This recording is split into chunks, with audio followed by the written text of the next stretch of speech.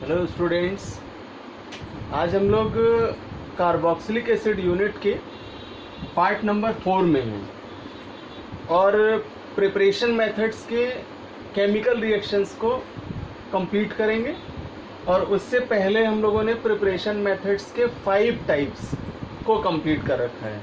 तो आज 6 method start करेंगे और यहाँ से कार्बोक्सिलिक अम्लों के निर्माण की सभी विधियों के केमिकल रिएक्शंस को पूरा करेंगे। Now, sixth method is by hydrolysis of trihalogen derivatives of alkenes, अर्थात एल्केनों के ट्राईहैलोजन व्युत्पन्नों के जल अपघटन द्वारा। बहुत अच्छा टेक्सोनॉमी आया है यहाँ। ट्राईहैलोजन, हैलोजन को कॉमनली एक्स से रिप्रेजेंट करते हैं और पीरियोडिक टेबल में हैलोजन 7th A के अंतर्गत आने वाले एलिमेंट्स हैं। उस पूरे ग्रुप को ही नॉमिनेट करते हैं हैलोजन समूह। Common symbol of halogen is X।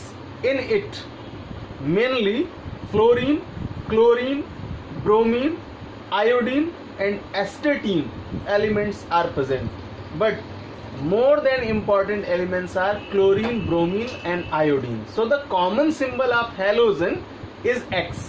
तो यहाँ कह रहा है tri halogen means X3 type of X3 category में जाएं तो जितने भी हैलोफॉर्म प्रोडक्ट्स बनते हैं, like as a chloroform, like as a bromoform, like as a iodoform, इस कैटेगरी के कंपाउंड्स होंगे। तो इनका यूज करेंगे और इनका रिएक्ट कराएंगे एल्केन्स के डेरिवेटिव से।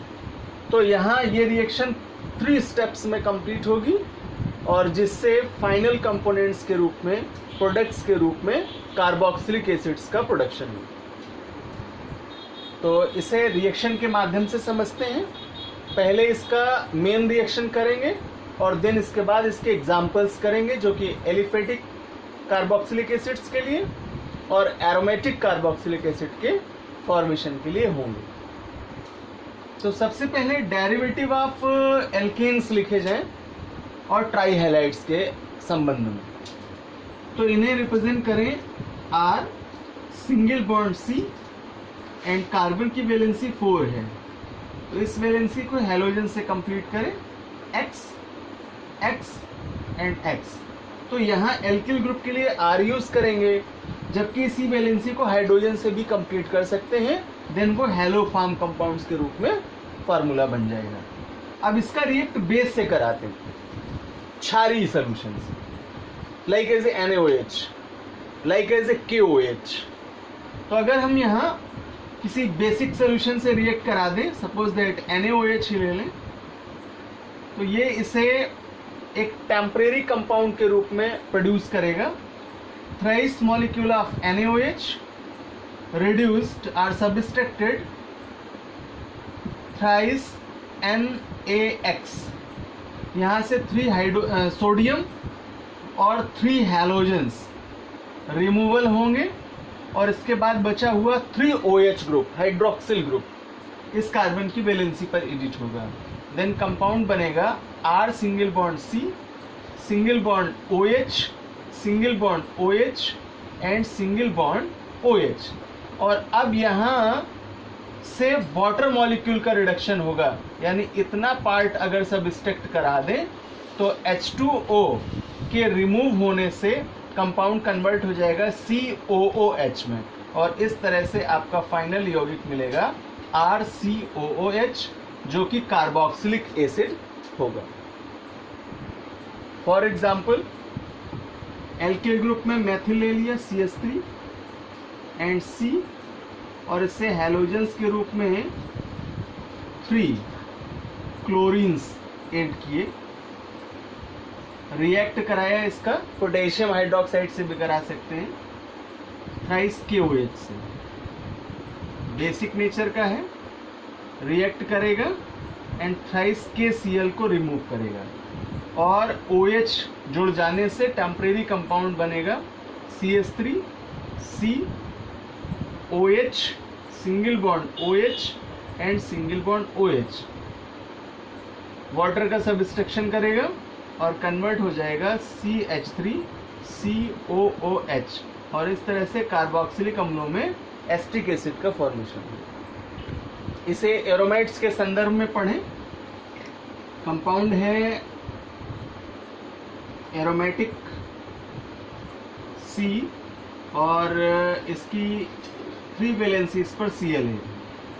रिएक्ट कराया थ्राइस मोल ऑफ KOH से, सबस्ट्रक्शन करेगा थ्राइस KCl का, एंड एरोमेटिक कंपाउंड जो कि टेम्परेरी कंपाउंड के रूप में होगा प्रोड्यूस करेगा COH, OH एंड OH, या COH का होल टेकन 3 भी लिख सकते हैं। देन वाटर के सबस्ट्रक्शन से ये बेंजोइक एसिड में कन्वर्ट हो जाएगा और आपको कार्बोक्सिलिक अम्लों के रूप में एरोमेटिक प्रोडक्ट देगा, जिसका नॉमिनेशन करेंगे benzoic acid. Now next method is from sodium alkoxide and carbon monoxide, अर्थात सोडियम एल्कोक्साइड और कार्बन मोनोऑक्साइड की क्रिया द्वारा कार्बोक्सिलिक एसिड्स का फॉर्मेशन या निर्माण। तो पहले हम इस रिएक्शन का मेन कॉन्सेप्ट बता दूं।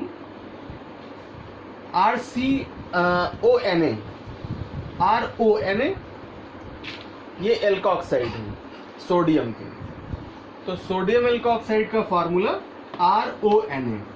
यहाँ ये सोडियम प्लस का और ऑक्सीजन नेगेटिव फॉर्म में रिप्रेजेंट होता है। कार्बन मोनोऑक्साइड से रिएक्ट करा दें तो ये एडिशनल कंपाउंड के रूप में RCOONA का फॉर्मेशन करता है। डाइल्यूट HCl से यानी एसिडिक मीडियम में रिएक्ट करके ये सोडियम क्लोराइड का सबस्ट्रक्शन करता है और हाइड्रोजन एडिट हो जाने से कार्बोक्सिलिक एसिड्स का फॉर्मेशन हो जाता है। तो इस तरह से सोडियम एल्कोक्साइड के द्वारा कार्बोक्सिलिक अम्लों का निर्माण किया जाता है। For example sodium methoxide as a main reactant ले लें, फार्मूला CH3ONA, और इसका कार्बन मोनोऑक्साइड से रिएक्ट करा दें, एडिशनल कंपाउंड देगा CH3COONA, और ये एसिडिक मीडियम में रिएक्ट करके NaCl को सबस्ट्रैक्ट करेगा और इससे कार्बोक्सिलिक एसिड के रूप में CH3COOH यानी एस्टिक एसिड प्राप्त होगा। Now next method is by heating dicarboxylic acids, अर्थात डाइकार्बोक्सिलिक अम्लों को हीट करने से कॉमन कार्बोक्सिलिक एसिड यानी मोनो एटॉमिक फॉर्म में कार्बोक्सिलिक एसिड्स का फॉर्मेशन होगा। For example COOH single bond COOH anhydrous oxalic acid है ये, और जब इसे हीट करेंगे तो यहाँ से CO2 रिमूवल होगा, कार्बन डाइऑक्साइड गैसियस फॉर्म में रिमूवल होगा। तो CO2 के सबस्ट्रक्शन से कार्बोक्सिलिक एसिड का फर्स्ट सदस्य फॉर्मिक एसिड प्राप्त होगा HCOOH, जिसे मेथेनोइक एसिड भी कहते हैं, फ्रॉम एल्किल बेंजीन्स, अर्थात एल्किल बेंजीनों द्वारा कार्बोक्सिलिक अम्लों का निर्माण। यह अभिक्रिया पोटेशियम परमैंगनेट या कंसंट्रेटेड नाइट्रिक एसिड या पोटेशियम डाइक्रोमेट और कंसंट्रेटेड H2SO4 में से किसी की प्रेजेंस में पूर्ण कर सकते हैं। यहाँ एल्किल बेंजीन का इन कंपोनेंट्स की प्रेजेंस में जब ऑक्सीडेशन कराते हैं तो कार्बोक्सिलिक एसिड प्राप्त होते हैं। रिएक्शन के माध्यम से इसे समझ लें। Suppose that C6H5CH3 alkyl benzene लिया, कॉमनली इंडस्ट्रियल वेपर इसे टॉलुइन भी कहते हैं, और इसका ऑक्सीडेशन कराया। In the presence of KMnO4, then यहाँ से 2 hydrogens and single oxygen water का सब्सट्रैक्शन करेंगे और बचा हुआ एक H और 2 ऑक्सीजन मिल करके इसे COOH ग्रुप में कन्वर्ट करेंगे और इस प्रकार से कार्बोक्सिलिक अम्लों का एरोमेटिक कंपाउंड बेंजोइक एसिड प्राप्त होगा। मोस्ट इंपॉर्टेंट कन्वर्जन, टॉलुइन से बेंजोइक एसिड या एल्किल बेंजीन से एरोमेटिक कार्बोक्सिलिक एसिड या मैथिल बेंजीन से बेंजोइक एसिड। तीनों तरह से इस क्वेश्चन का आंसर आपको इस रिएक्शन से मिल जाता है।